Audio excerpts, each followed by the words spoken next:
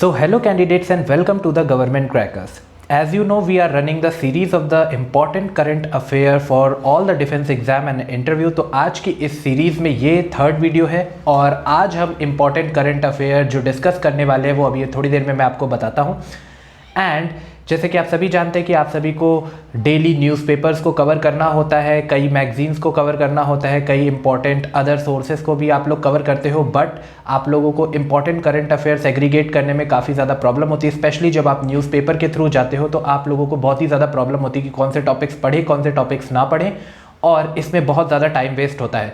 सो ये पूरी की पूरी जो सीरीज़ है इसका मेन एम बस यही है कि आपको शॉर्ट एंड क्रिस्प फॉर्म में जो सबसे इम्पॉर्टेंट करंट अफेयर्स हैं वो रेगुलर बेस पे आपको मिलती रहे। तो चलिए करंट अफेयर का इस सीरीज़ को स्टार्ट करने से पहले आप सभी के लिए आज कुछ इंपॉर्टेंट क्वेश्चंस हैं जो आप सभी के स्क्रीन के ऊपर ये हैं। तो सबसे पहले आप लोग ट्राई करिए इन क्वेश्चन को खुद सॉल्व करने का और इसके आंसर आप लोग कमेंट्स में लिखिए।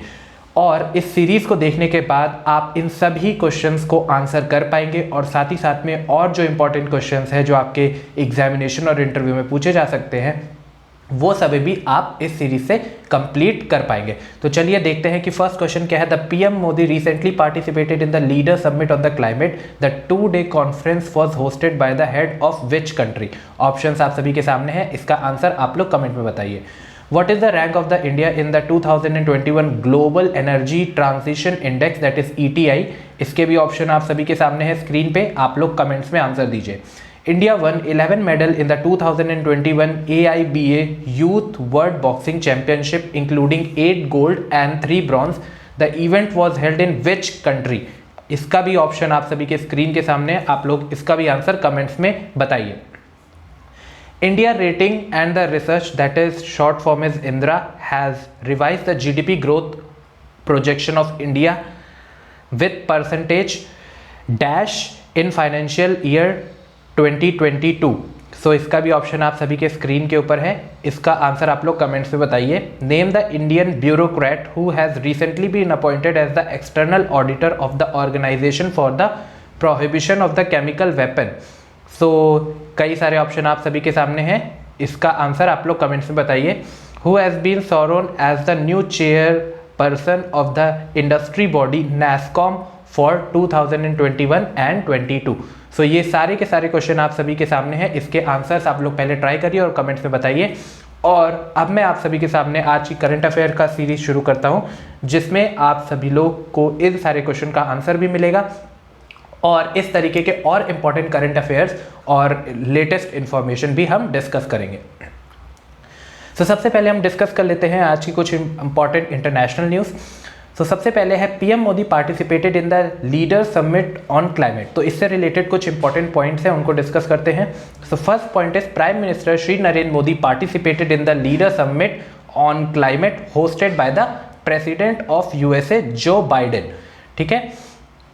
Then the next point is the 2-day conference has been organized virtually on the 22nd and 23rd April 2021, which coincides with the 5th anniversary of the opening of the Paris Agreement on Climate Change for signature. So Paris Agreement से related भी कई बार question पूछ लिया जाता है कि इसका theme क्या है और किस चीज़ से रिलेटेड है। So आपको पता होना चाहिए क्लाइमेट चेंज से रिलेटेड है। Then इसका थीम जो था वो काफ़ी इंपॉर्टेंट है, तो थीम नोट डाउन कर लीजिए। सो इस बार का थीम था आवर कलेक्टिव स्प्रिंट टू 2030। सो इस बार का थीम ये था, आप लोग नोट डाउन कर लीजिए, इसके क्वेश्चंस आने के चांसेस हैं। Then next point, the total of 40 national leader have been invited by the Biden to attend the 2-day virtual climate summit. Next important point, the summit is being held in the run-up to the United Nations Climate Change Conference COP26 that will take place in the November 21 in Glasgow। तो यहाँ पर आप लोगों को ध्यान रखना है, इस जगह का नाम ग्लासगो जो कि ऑस्ट्रेलिया में है। नेक्स्ट इंपॉर्टेंट न्यूज़ क्या है। India rank 87th in the WEF that is Global Energy Transition Index 21, Sweden tops. So इससे रिलेटेड क्या इंपॉर्टेंट इंफॉर्मेशन है ये भी देख लेते हैं। सबसे पहले आपको इंडिया की रैंकिंग के बारे में पता होना चाहिए। So India is place at the 87th position among the 115 countries in 2021 energy transition index. So environment हो गया, एनर्जी रिलेटेड, अभी कोविड के टाइम में इन सब चीज़ों से रिलेटेड काफ़ी क्वेश्चन आने की प्रोबेबिलिटी है, तो इसीलिए ज़्यादातर इन सब चीज़ों को इंक्लूड की गई है। Release on the 21 April 2021। The report is publish by the world economic forum. तो सबसे पहले आप लोग ये भी याद कर लीजिए कि इस रिपोर्ट को जो रिलीज करता है उस ऑर्गेनाइजेशन का नाम WEF यानी वर्ल्ड इकोनॉमिक फोरम है। Prepared in the collaboration with Accenture to track nation on the current performance on their energy system across the various aspect. अब इसमें सबसे ज़्यादा इंपॉर्टेंट है कि Sweden has top the 10th edition of the index followed by Norway 2nd number पे है, and Denmark जो है वो 3rd नंबर पे है, स्विट्जरलैंड 4th पे है और ऑस्ट्रिया जो है वो 5th नंबर पे है।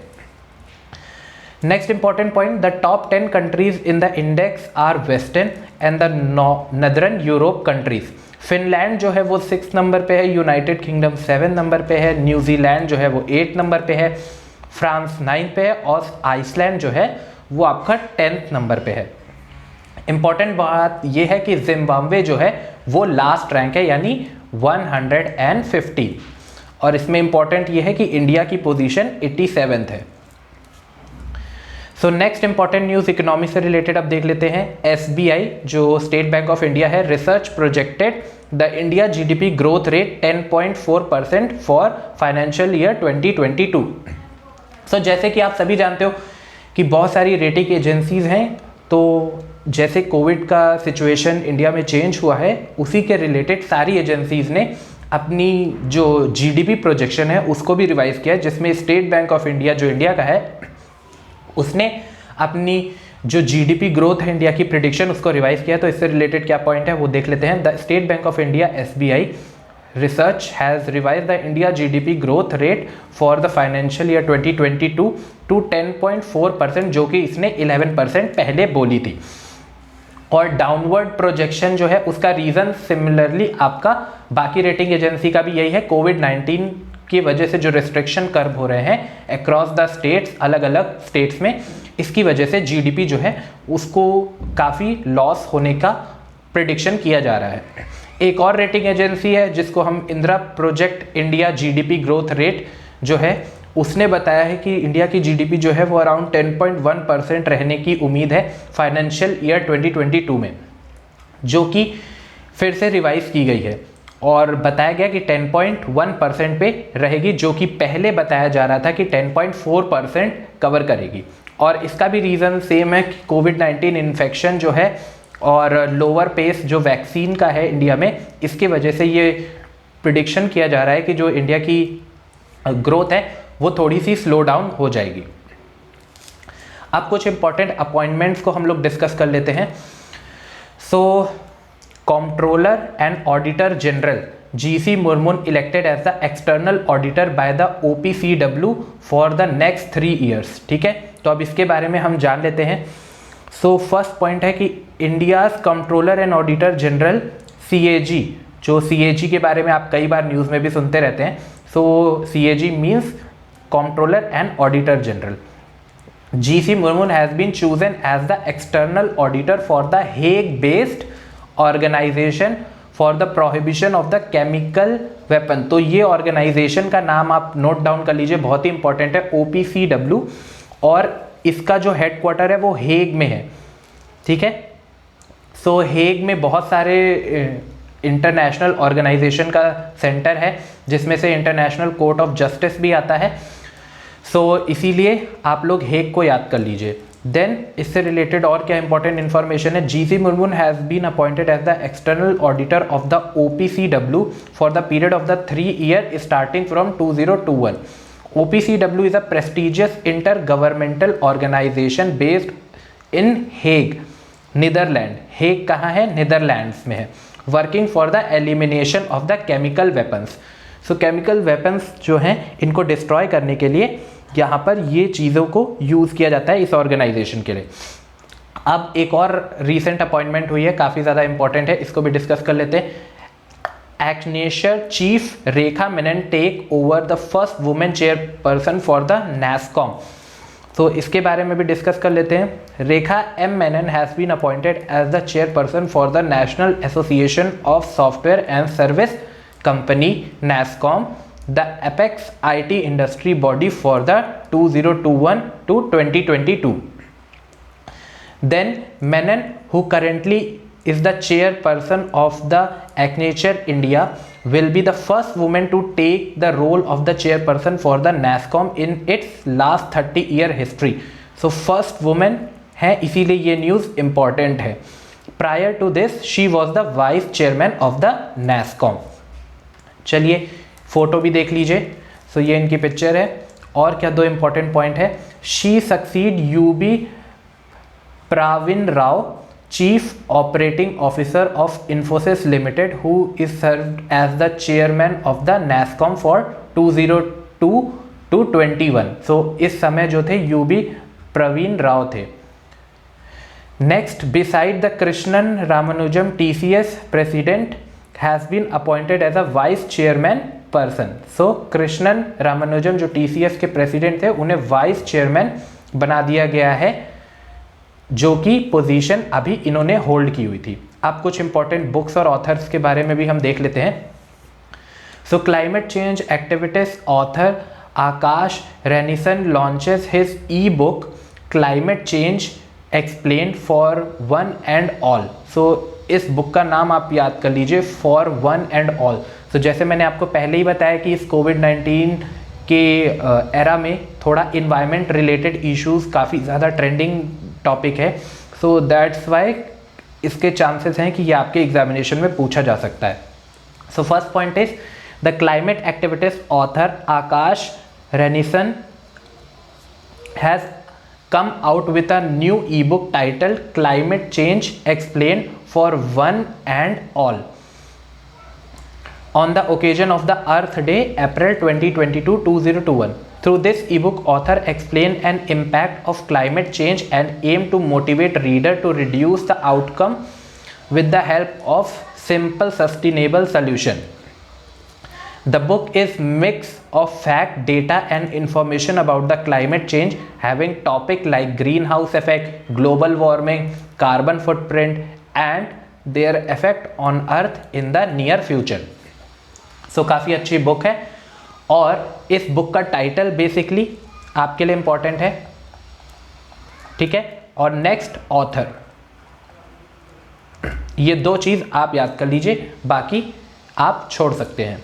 अब इंपॉर्टेंट स्पोर्ट्स न्यूज़ जो है उसको कवर कर लेते हैं फाइनली.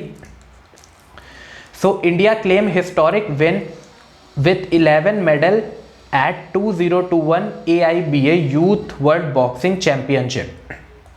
सो इंपॉर्टेंट पॉइंट इससे related, the 2021 AIBA youth world boxing championship was held in Poland. Poland में हुआ था फ्रॉम 13 to 23 अप्रैल 2021. ये 10 डेज का बाइनियल इवेंट था. Witness for 414 boxers from different 52 countries से आए थे. From India 8 boxer competed in the finals.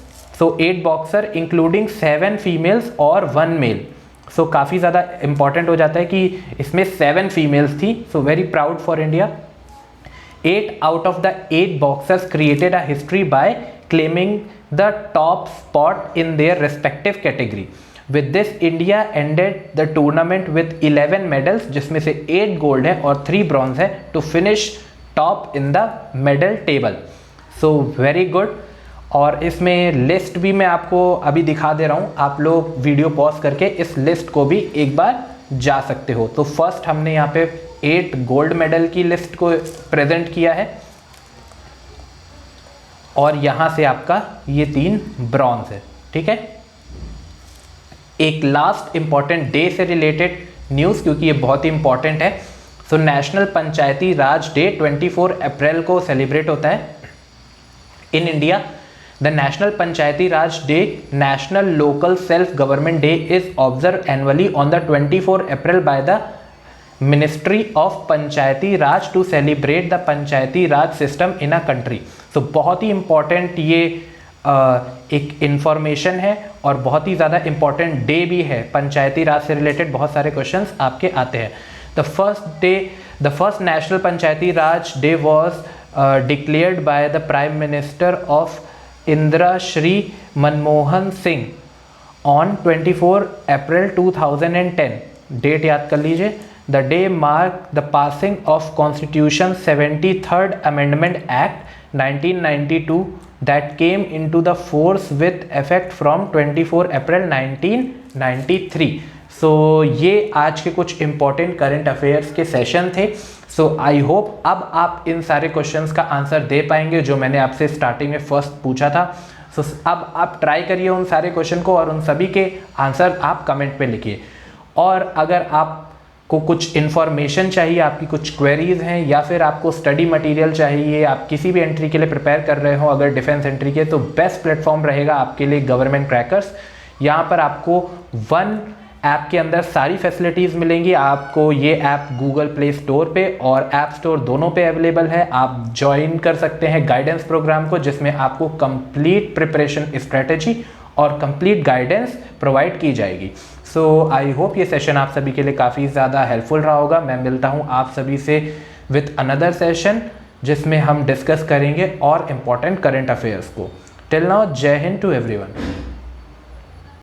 So thank you for watching this particular session. Make sure you like, share and subscribe to the YouTube channel of Government Crackers, and for further updates don't forget to check these videos for detailed notification and updates.